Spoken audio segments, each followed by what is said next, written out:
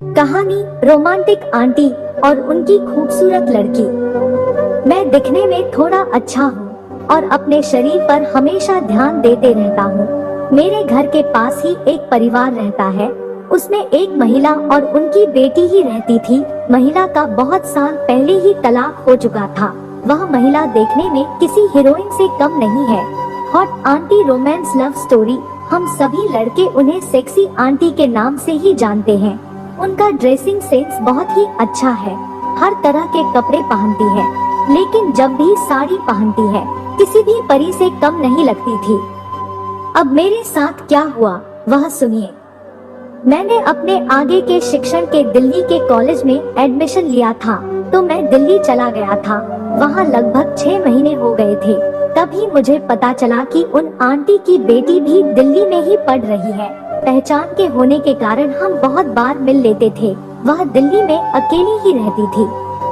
एक दिन उनकी बेटी निक्की, बदला हुआ नाम, ने मुझसे पूछा कि क्या हम दोनों साथ में रह सकते हैं। मैं भी अकेला ही रहता था। यह तो मेरे लिए एक चमत्कार ही था।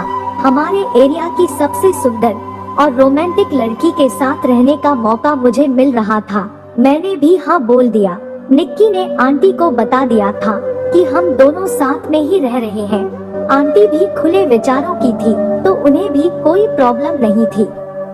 वैसे तो हम दोनों सिर्फ दोस्त की तरह रहने का सोच रहे थे, पर हमारे बीच कुछ ही दिनों में शारीरिक संबंध बन गए।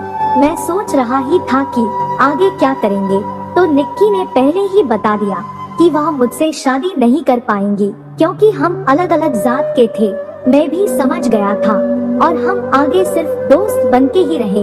हम लगभग 3 साल साथ ही रहे और इसी बीच हमने बहुत बार संबंध भी बनाए। कॉलेज खत्म होने पर मैं घर आ गया था, तो अब निक्की से मिलना भी बहुत कम हो गया। जब भी निक्की घर आती थी तब ही थोड़ी बोलचाल हो जाती थी। पिछले साल ही निक्की की शादी भी हो गई, तो अब तो थोड़ी बात होने भी बंद हो गया था। शादी के कुछ दिन बाद ही एक दिन आंटी को कुछ काम था, तो उन्होंने मुझे बुलाया। उनके कंप्यूटर का थोड़ा काम था। जब मैं उनके घर पहुंचा तब आंटी नाइटी में थी।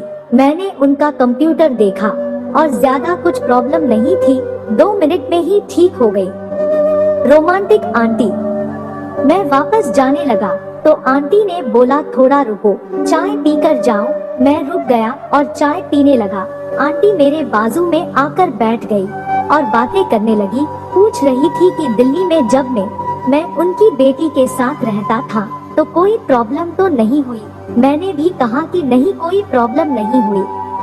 आंटी ने मुझसे तभी सीधे पूछा कि कभी मैंने उनकी बेटी की चिड़िया के तो नहीं उड़ाए ना। यह सुनते ही मैं थोड़ा सा घबरा गया और नहीं बोला। तभी आंटी मुझे देखकर हंसी और बोली, पागल, इतना डर क्यों रहे हो? किया भी होगा तो कोई प्रॉब्लम नहीं है। जवान हो, अभी नहीं करोगे तो कब करोगे? ऐसे ही प्यार से बातें करते हुए उन्होंने मेरे से बुलवा लिया कि मैंने निक्की के साथ संबंध बनाया था। आंटी भी हंसकर ही बातें कर रही थी। बात करते करते उन्होंने अचानक मेरी जांघ पर हाथ रख दिया और बोली, मैं कैसी दिखती हूँ? मैं अब थोड़ा ज्यादा ही घबरा गया और बोला कि अच्छी ही दिखती हूँ। फिर आंटी बोली कि चलो थोड़ी मस्ती करते हैं। उसके बाद मुझे कुछ बोलने का मौका ही नहीं मिला।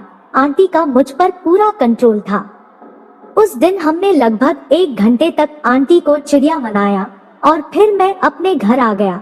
तब से जब भी आंटी का मन होता है वह मुझे बुला लेती है और हम थोड़ी मस्ती कर लेते हैं। यह मेरे लिए एक अनोखा ही अनुभव है। इसको ही मैं अपने लिए छप्पर फाड़ के अनुभव मानता हूँ।